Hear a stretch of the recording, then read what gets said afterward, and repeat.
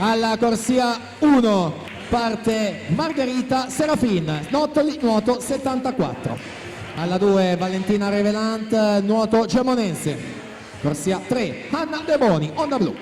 4 Sara Flavia Stream, Hydros.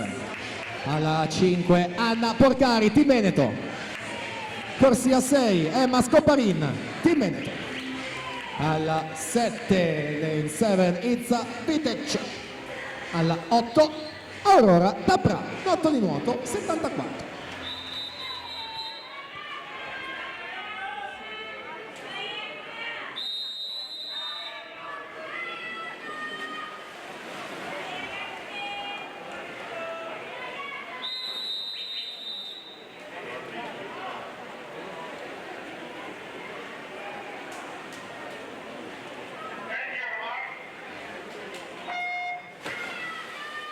Partita questa finale, in acqua le ragazze. Sara Flavia Stream in corsia 4, 1:4 e 31 in batteria, questa mattina ha ottenuto il record della manifestazione, sotto al precedente primato anche Anna Porcari, 1:4 e 35.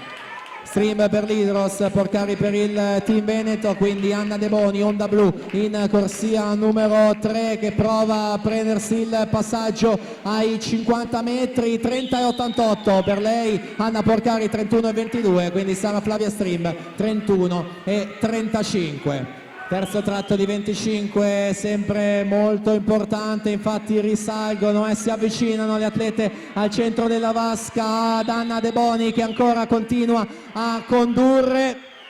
Vasca conclusiva con un occhio al cronometro, 1:4 e 31 il primato della manifestazione. Anna Porcari che accelera e tocca in 1:03 e 15, quindi vittoria e record della manifestazione, il terzo Anna Porcari.